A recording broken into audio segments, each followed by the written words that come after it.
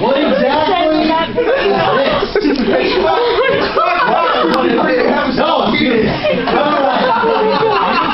A little backstory of the image here. Michelangelo, when he got himself a dream in the 14th century, and fuck all your history people if you're like, that's not right. 14th century had a dream that two glorious men would be born and someday link fingers and thus create everything awesome.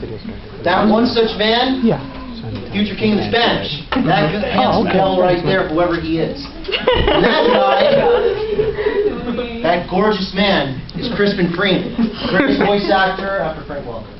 So, I know I didn't tell anyone exactly what it was. That's not fair. Frank Welker does all the animals in every movie. True, but he's also like 70. Alright, now I know I didn't tell anyone at all what Eric's Super Happy Funtime was. Everyone probably has dozens of theories what it could be about. Now, I know everyone's most common idea was, hey, he's probably going to do hentai. But if you remember, I can't do that because we are in a college campus and thus we don't need a teacher walking in. So then what could it possibly be? Well, I'm just going to flick through some things as PG as I possibly can. PG, sure. Alright, I guess this presentation will go for 2 minutes. Yeah. Alright, let's see. Let's go to the first one. Yuri! Now, I actually don't know what the hell this is. I just got it.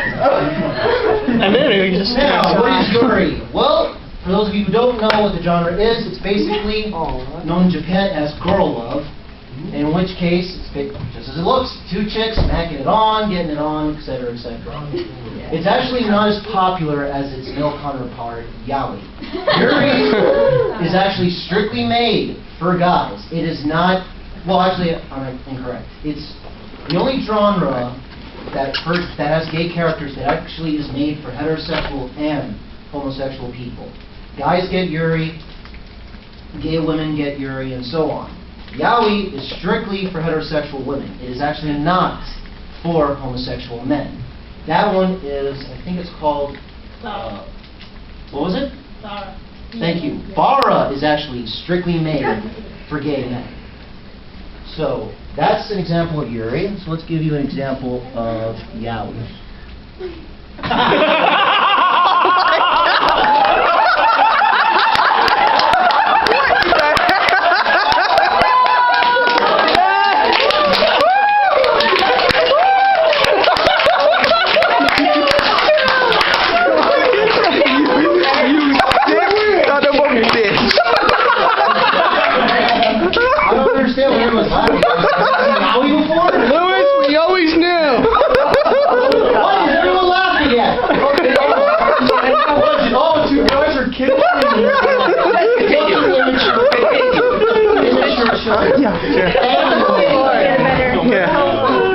Anyway, I'll do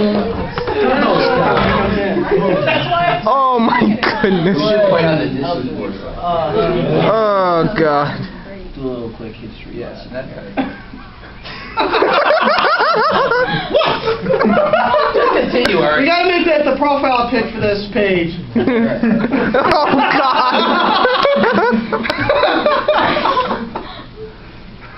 Alright, just a quick little history lesson on yaoi. Am I up there at all? No. No, he has reason. I know why he did that. Alright. Oh man. Yaoi. Which is... Wait, Eric, can you show again? Of course. Yeah. Suzanne? Look at. I didn't email to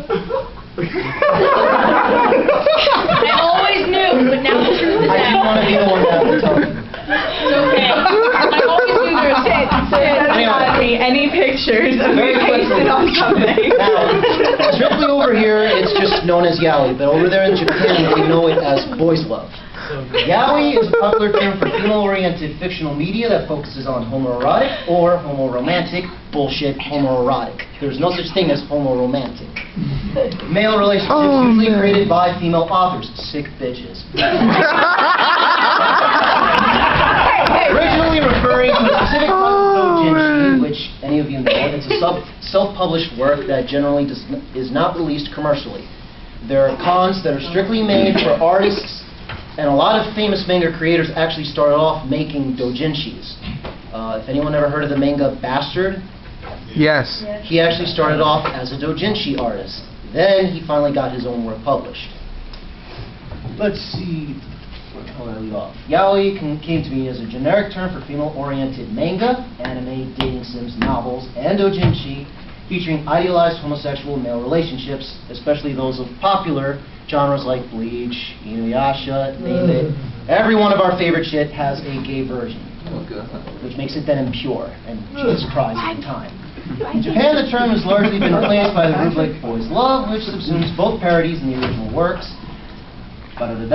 BL creators and fans are careful to distinguish the genre from bara, including gay manga, which are created by and for gay men. So yaoi, despite what you may think, is not actually created for gay men. They can, of course, read it. I mean, it's got gay characters, so naturally they could like it. But that's actually not their target audience. It's for straight women. I don't get it. And you women chastise us, oh, see two girls make out, make you hot, and then you show Naruto making out with Sasuke and their panties melt. Hypocrites! Well, I'm not saying that they float anyway, though, but anyway. That doesn't help either. You shut up now. Now, there's actually, now, the thing is with yaoi is that the two terms actually stand for one being the aggressor and one being the submissive type, which is in every yaoi, there's always the guy who comes on very strong, and about, give me a number, 93% of the time forces himself on the submissive dude. And you would think, yes, that is rape. The top and bottom, right? Top and bottom. Sasahara is a top, as a matter of fact. Yes. So, that is yaoi. And in fact, we can thank the creation of yaoi for Yasuko Sakata and Akiko Hatsu. They're the one that made this genre 1970s. And it became popular at the 1980s. So, we all have to go to Japan and murder them. What? I'm not homophobic. What if you're dead already? Sure you're not. All right. We have time to go back and kill him. Now, let's lead on to our next one. Like Dr. Who. Shotokan! What? Never seen anime before? Anyway, what is Shotokan? It's, now like how yaoi is love between two guys, and yuri is love between two girls, Shotokan is the love for prepubescent and or underage boys. Uh-oh. Oh, is Yes. that really a genre? Oh yes! This is going... Oh yeah! This is... Japanese love their young boys! This is so going the wrong way. What? There's no nudity. She's just talking about dogs. Continue. Michael Jackson loved this. Oh, shut up. But anyway, True. Shotokan generally is used in the more sexually explicit ways, but a typical shota isn't, which is the short term, isn't really one that's sexually explicit. In every anime, there's always that young, cute boy character. There's your shota. This is kind of a bad example, but take Hitsugaya from Bleach. Despite how he looks, he's like definitely under 13 at the very least, so he would count as shota. In most RPGs, especially the JRPGs, out of the whole group, you always have that one character that's young. It's either a boy or a girl. Your shota and your lolicon, which we'll talk about next. Oh boy, here we go. Lolicon! Now, what is there between lolicon as opposed to the other ones? Well, Exhibit A is about a teenager.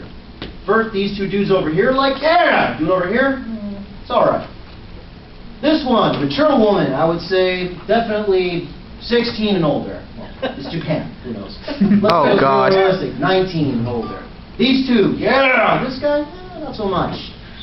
Lolicon now, definitely 13 with a little bit under. These two, what's there? This guy?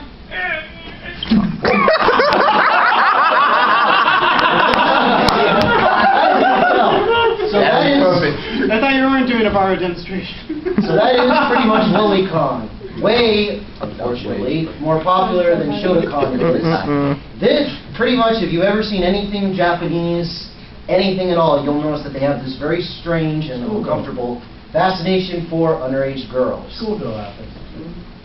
Yep, generally, yeah, the schoolgirl outfits definitely, although normally the schoolgirls are at least 15 even older. Lolicon is definitely hitting at the, I'm being generous, 13, but generally they're like 9, 10, anywhere younger.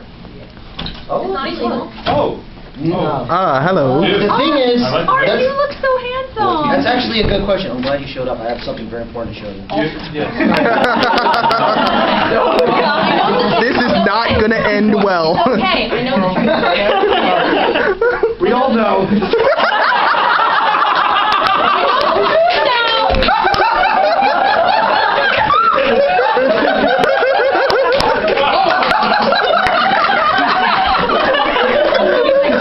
Oh, you have to show him the opening. The openings there are super Oh, man. beautiful, isn't it? Oh, man. What was that question someone asked? Is it illegal? That's actually a very good question. The thing is that in Japan, it is not considered illegal because it's considered art. The characters are all drawn. They're not real. So on that technicality, they're allowed to print that stuff. But here in America and most other countries, they actually look at that as a form of pedophilia. Breaking the law. And thus Jonas. ban it, they don't want it, so on, but it's free game in Japan. And in fact, there was a lot of controversy, especially in their video games, that America wanted none at all of any Japanese Euro game that had any lolicon in it. It's completely banned. So that's pretty much what lolicon is. Moving on to our next one. Hentai! What? You never seen an octopus before? It's not a real vagina, you pussy! Calm down. The mouth and everything. Anime thing on Stars. Now, what exactly I'm starting is... to... No. Actually, what Yeah, his exactly is presentations hentai? are very As it says disturbing. right here, hentai is a Japanese word that only in the West, generally, is it used when referring to sexually explicit or pornographic comics and animation, particularly those of Japanese origin, such as anime, manga, computer games, regular video games. In Japan, it can be used to mean metamorphosis. Let's see if guy ever got that shit. Or abnormality. The word hentai does have a negative connotation, which means that if anyone in Japan ever calls you a hentai, that's not a word that means hello. You perv. Yes. In Japanese, though, the word hentai is a kanji, compound of the word hen, meaning change, weird, or strange, and tai, meaning attitude or appearance. Not a chicken that happens to wear a tie. Fuck you, I thought that was funny. It is used as a shortened form of the phrase hentai seiyoku, or sexual perversion. In slang, though, it's used as an insult, meaning roughly, as we all know, pervert or weirdo, mostly pervert. The term is not often applied to pornography in Japan. Instead, they use what's called 18 kid, which, self-explanatory, 18 prohibited, this and that. Now, the English use of the word hentai is more similar to the slang term. However, most of the time in Japan, if you've ever heard or read anything just ecchi, not hentai, just ecchi related, girls in it actually refer to situations that are sexual, not as hentai. Like, for example, a girl won't say to her boyfriend, let's get hentai. No.